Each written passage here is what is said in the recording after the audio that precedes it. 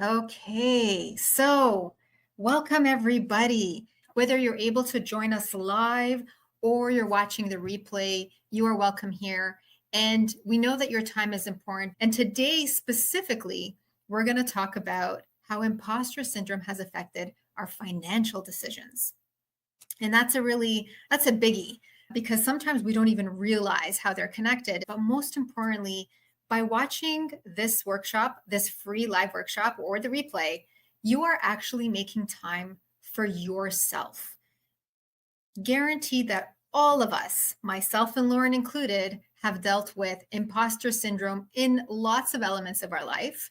And we're going to talk a little bit about backgrounds so you get some idea of why are we talking about imposter syndrome and money specifically. We're going to put a link to a worksheet so you can actually work through this while we are talking about it. Or if you're watching the replay, you can actually pause us and every tip and then work through the questions for yourself as they come up and it'll only take you a couple minutes, maybe each question, maybe a bit longer. If you're like me, I do a little bit of work initially and then it sits in my mind in the background as I'm processing it and coming up with what does this mean for me? We've got a worksheet. It's free. We're not even asking you for your email or contact info. So we're giving you a lot of free stuff today and we're really excited about that. I'm a financial planner. I'm a licensed financial planner, so I need to provide a disclaimer. So that's what you're seeing on the screen here. And essentially what it means is that I'm not providing financial advice. This is only for information and entertainment and education. I'm not giving any kind of investment, insurance, or financial planning advice. I'm simply sharing my experiences, my human experiences, and hopefully that connects with you and gets you to move from where you are today to who you want to become moving forward. And we have to do a standard disclaimer for Lauren because she has a background as a psychotherapist. She's licensed. Therefore, there's a lot of legalese that we need to make sure that we've got up here. She's not providing therapy or any kind of therapeutic advice. She is also providing her very human experience and things that she's seen and experienced herself. So now that we've covered all the legalese, the disclaimers, and all of that jazz based on our respective professions, let's jump in. And if you are joining us, please type in the chats, where are you watching from or listening from? Even if it's in the replay, not only do I help people with their financial planning goals and needs, I also mentor advisors and leaders in financial services. I run a whole program on that. And I also do a lot of public speaking. On July 24th, 2024, I finally found the name for my YouTube channel, Annie Unleashed. I didn't know what to do with it.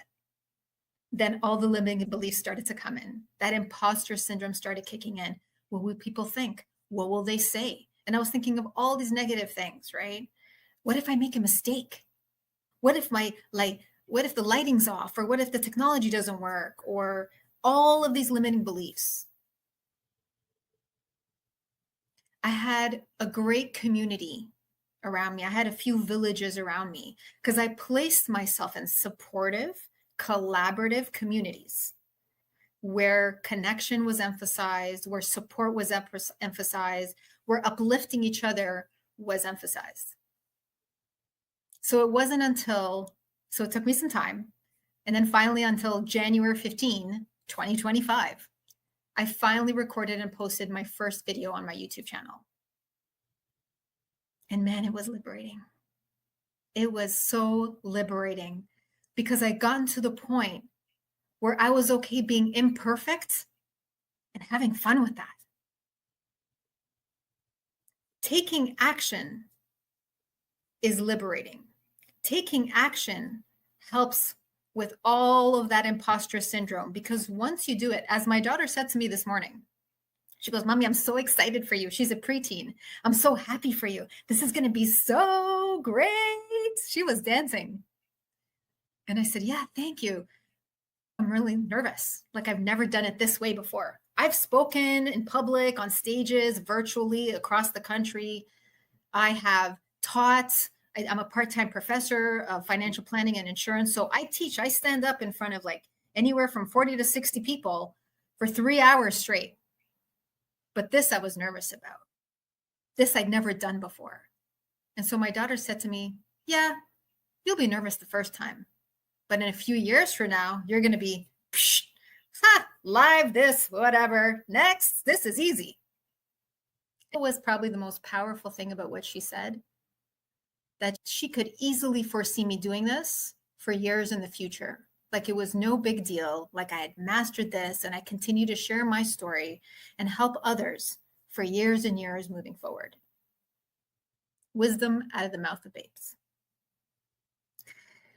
So that's a little bit about me. I'd love to pass it on to your next co host, Lauren Jeffrey. Thank you very much, Annie.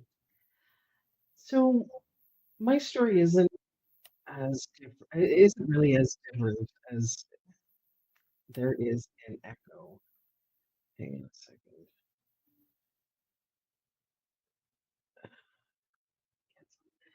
So my story isn't markedly different than Annie's. We both have the same journey in the sense that I've also worked in over wealth management for over 25 years.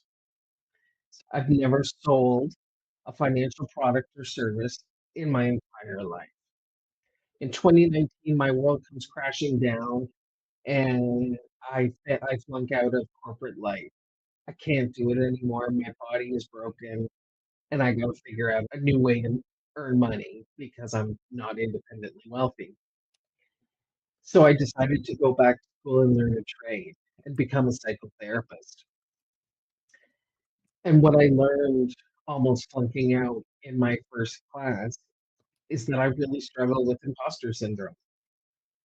I worked in an industry that I really didn't belong to, so people told me, because I didn't hold the licenses.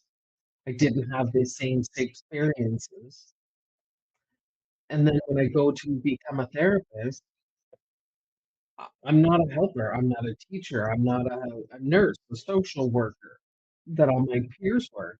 So again, I was the outsider looking in because I was the lady that taught people not to steal. But it was this time that I spent becoming a psychotherapist that my practice management business was born. And it's through this not having the confidence in myself and not recognizing it, not knowing what to name. All I knew is that I was hungry and I needed to eat. So how am I going to do that?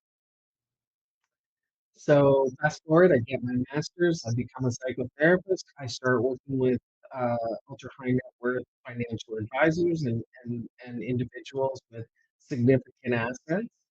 And I learned that there's a lot of people just like me, high achieving professionals earning decent incomes and then some, feeling like frauds. So these are our doctors, our lawyers, our financial advisors. These are our clients. So really, Sanity Project was born out of a desire for me to help myself.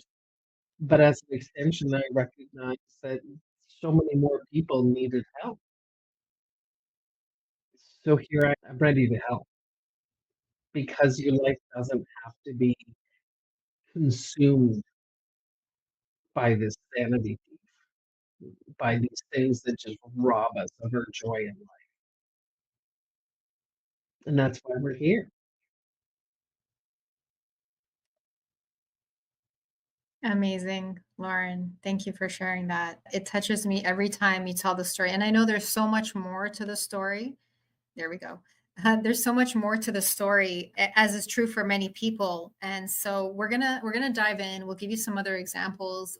We'd love it if you also chimed in the comments, whether you're live or in the replay, so we can have a conversation, because this little thing called imposter syndrome actually thrives in isolation.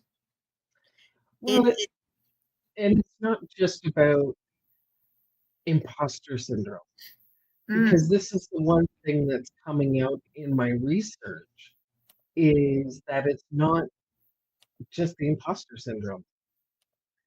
There's a whole systemic piece to it that we're now covering up and glossing over as imposter syndrome. And we're blaming people. No, it's you. but it's really not. It's the system, these systemic barriers, whether we're women, disabled, people of color, newcomers, whatever it is.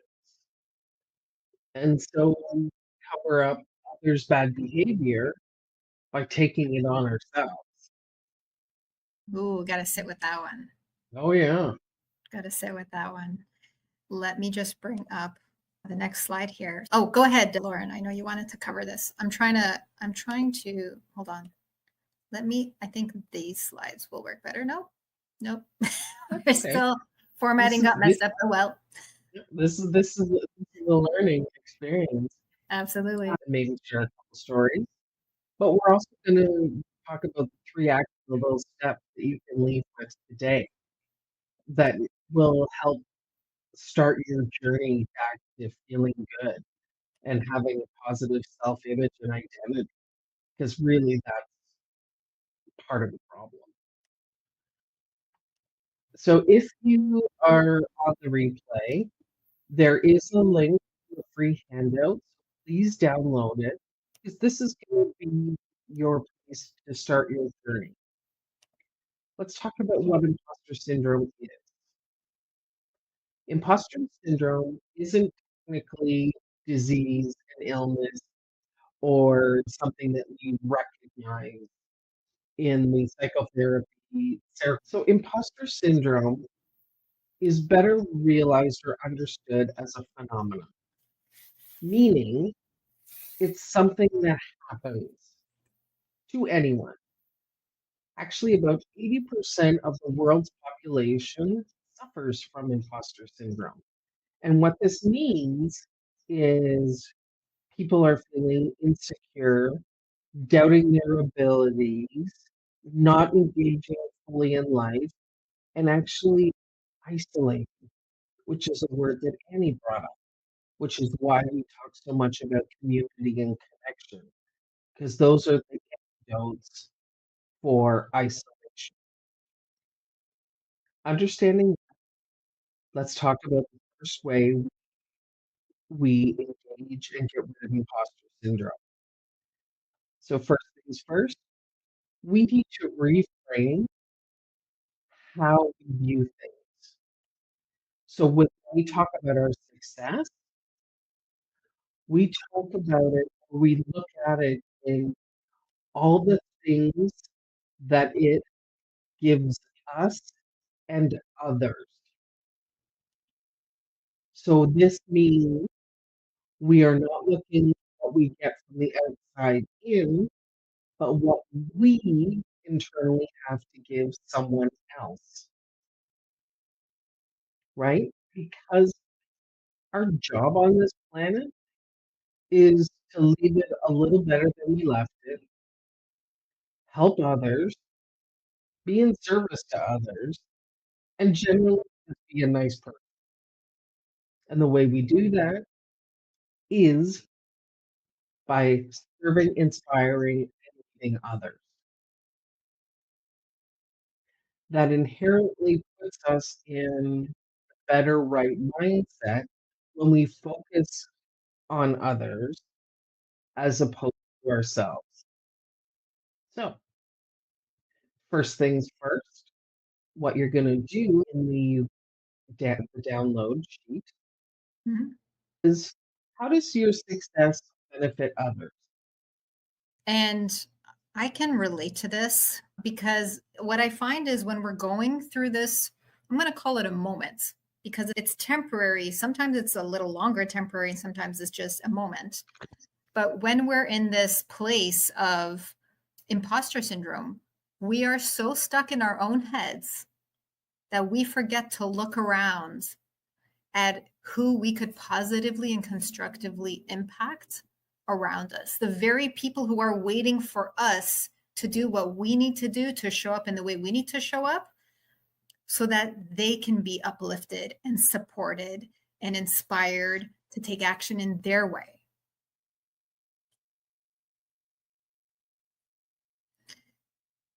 So write down or audio record for yourself or do your audio to text, whatever works for you. 3 ways your success benefits others. So If I did it, my success benefits individuals' mental health, reduces individuals' personal stress. I'm just putting in this in the chat room. Yeah. Personal stress. And so let's now bring the money piece into this conversation. So when we talk about money, we need to understand what our relationship is with money. Do we view it as a tool, a means to an end? Is it part of how we identify with the world at large? Is it who we are? Are we a bunch of zeros? And so this first exercise is really great to help separate the monetary piece of it, the what you get for what you're giving, right? Yeah. So I was in a mastermind group and a very successful woman was in this group. She helps middle-aged women and she does coaching and she started a podcast. And I hope she's watching because she's very inspiring. But I remember her saying, she was doing really well. Like it's probably in the top, I think 5% of podcasts. Like it's doing well. Okay.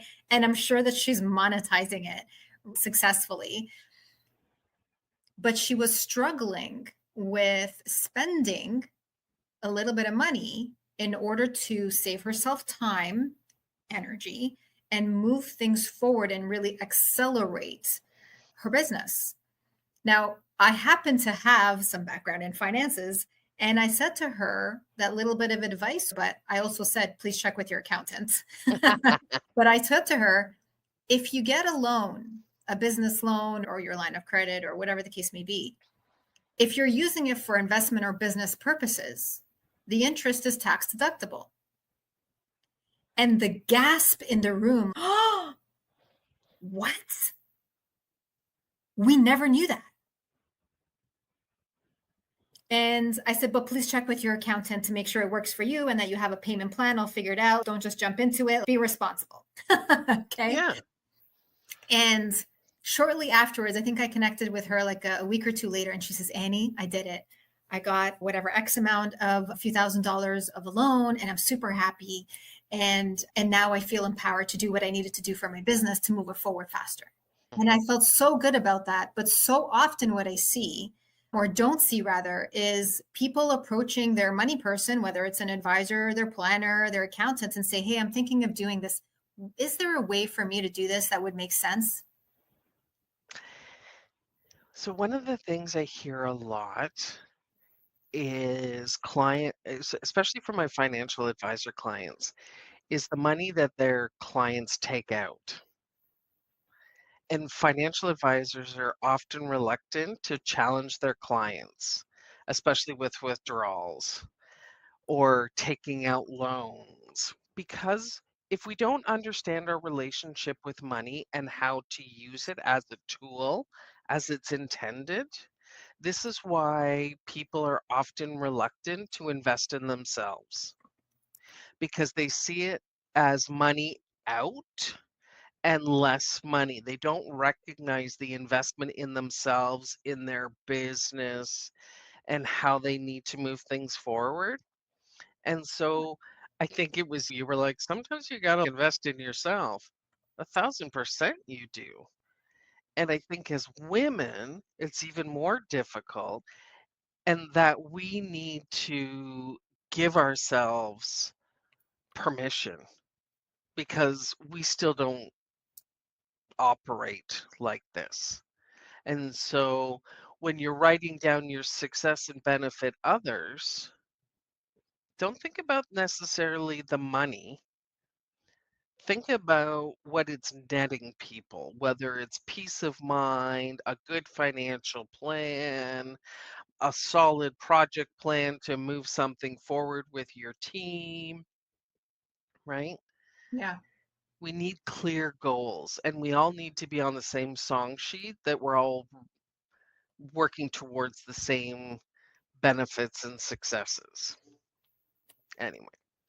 let's talk about some common roadblocks that come up. So, one of the things is I don't have imposter syndrome. And the thing is, as I mentioned with that example that I gave earlier, we often don't realize it at the time, right? But if you have ever doubted yourself or worked harder than others more than you needed to, I even saw on Instagram, I think it was even yesterday, I saw a video of a woman saying that when she left her job, they had to hire 5 people to replace her.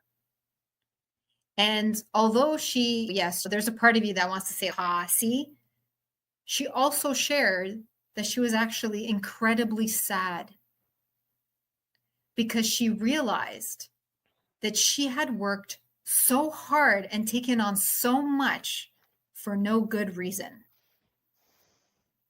And we do this so often. And there's people around us who benefit from that, so they don't try to stop us. And this is the financial money piece to it.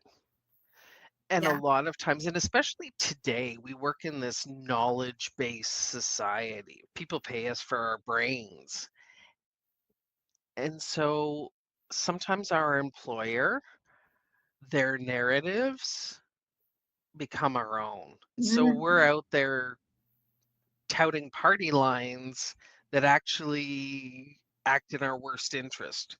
And we give away our agency and autonomy all the time because we need a paycheck.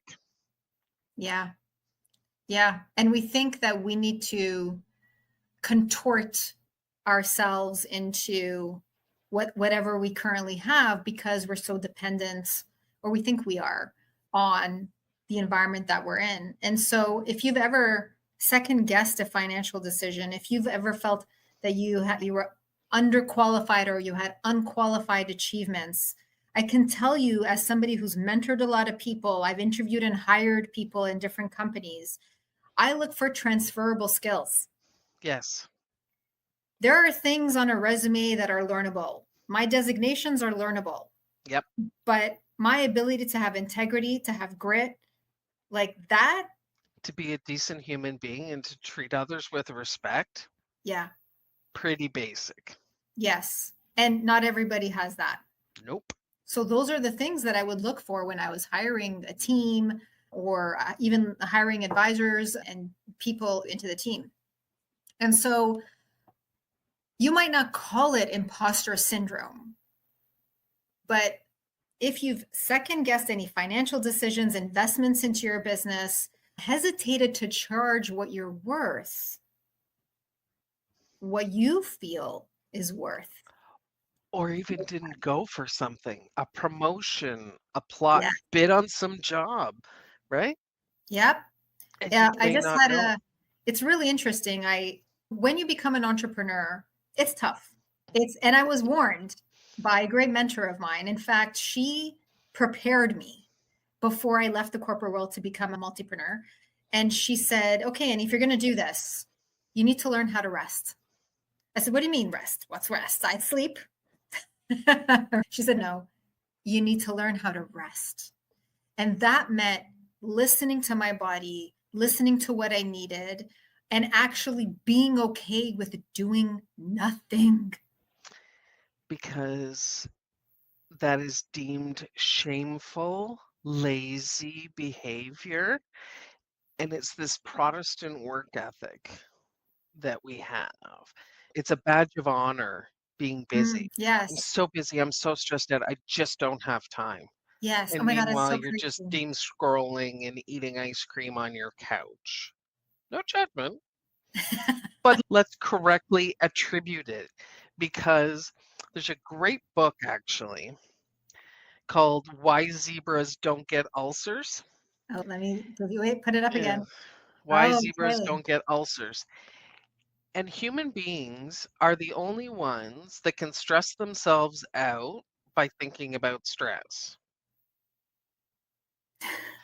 So zebras don't hang out on the savannah going, I'm worried that lion is going to come and have a snack on me. They don't spend their time thinking about that. They're like, oh, this grass is good. I'm feeling a bit thirsty. Maybe I'll have a snooze.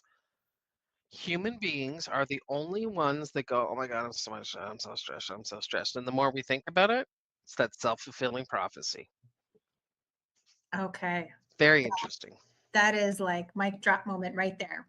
So if you ever thought, I don't have imposter syndrome, but any of the things we just talked about checked with you, feel free to share. But also, this full workshop that we're doing may be for you. We'll talk about that more later, but that may be the very thing that could help you along. And by the way, when we talk about taking small steps, you're not going to get into any program or course that's going to suddenly solve it all for you, right? Sometimes showing up to a live workshop, attending an in-depth, this one's going to be a 2-hour workshop where we're going to work through some exercises in a supportive way. Sometimes those are the little steps that you really need in the community to get you to the bigger step. I can tell you that some of the biggest pivotal moments in my life, the things that I feel, not that others told me, but that I feel like were big accomplishments, I could not figure out I had to get out of my own way and I didn't even know how. One of my greatest technological tools that I've just created, this Where You At tool, came out of something that wasn't even me, that was brought to my attention. And I went, of course, this just makes sense. But I didn't know that we needed it until somebody else pointed it out. Right? Imposter syndrome is not something that you're just like, oh, I have cured myself and it is done. I shall never see you again. Imposter No, syndrome is one of those things that just keeps coming back. Why? Because it's your brain trying to protect you. That's how the brain is working because it learned since you were a kid of things that were dangerous or unsafe or risky. and this is the interesting part because you're not wrong. I'm just going to slide a little context in there. Yeah. So we learn all these things. So by the time we're 5, 6, we're fully formed human beings in terms of our values, how we perceive and engage in the world, and all of that stuff. So we get that from, that's the intergenerational piece, that's our parents and our community, that whole biopsychosocial piece. This work is about untraining and retraining, creating the new narrative, the truth, Mm, right? And practicing that. Because so you good. Yes. literally have to go, I am worthy, I am smart, or Yes. whatever that's going to look And like. we're And we're not going going to to be craft doing that. it like that, but No, but we're going to figure out that, because my thing is, and how I deal with this, when I feel the imposter syndrome creeping up, I'm like, I will have none of your shenanigans, brain. you can leave. Yeah, no, but I literally stopped myself and I'm like, nope, nobody has time for this nonsense. Yeah. And here's what I'm going to do instead. Exactly. And that's Here's really here's how the I'm going to 6 in approach a this nutshell. instead. Yes. Okay, let's go through number 4. What if I feel called out or uncomfortable? So this is more of the reframing. Do you want to sit and be miserable and unhappy and unfulfilled? Or do you want to come to a place where it still feels uncomfortable, just different, and figure your way out? Yeah, because as we've said, we can't do this by ourselves. And what this workshop, which by the way will be available virtually on March as well, if you're not in Yeah. Toronto, it's about uncovering the patterns that don't serve you anymore and replacing them with ones that empower you in Yes. what works for you and how that impacts your financial decisions. Because we need money to do pretty much everything. It's the Yes. meaning that we give to money, which is just a tool, that is creating that gap from who we're to what we're becoming, who we're becoming. The fact is that a lot of the most successful people that we know, CEOs, celebrities, financial leaders, struggle with imposter syndrome. And the workshop, 80% of the world's population. 80%. I don't know how we figure how that stat got created, but That's you the know, research I've done. That's amazing. Okay. So Lauren's working on her PhD thesis. And so because of that, she's had to do a lot of research and looking for statistics and numbers and data to support her thesis or to challenge it. And so our 2-hour workshop, where we're actually going to dive in a lot deeper than what we're doing today, will actually provide the safe space so that you can gain the tools, not the judgments. And the confidence. Yeah. And we get that through connecting with others, practicing, naming it to tame it, all of those things. But also that you understand you're not alone. Your success isn't a fluke, you've earned it. So own it. And we can help you with that. And once you take command and take back the control over your self identity, because really that's what happens with this imposter syndrome, right? It erodes at your self identity because you're like, who am I? So that's the important thing. Let's own it and let's start that together. So if you want to continue with the community here today, go to this link. We have a QR code here as well. Let me see if I can actually maximize the screen here. And it is taking place next Thursday from 3 to 5 p.m. Eastern Standard Time. And the reason we mention that is because we collectively have a lot of people in our network that are not just in Canada, but all over. So in the US, parts of Europe, Asia, all over the world. And now, if you're in person, if you happen to be able to join us in person in Toronto, there are 10 spots left. Yep. So I would say click on the link and register.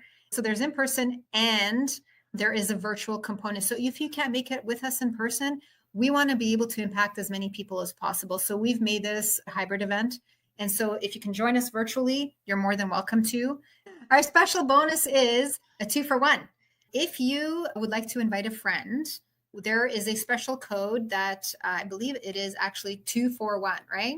So when you click on the registration link, and there should be a code box, apply code. And if you type in 2-for-1, then you'll be able to get 2 tickets for the price of 1. Virtually, we made it $29 plus tax.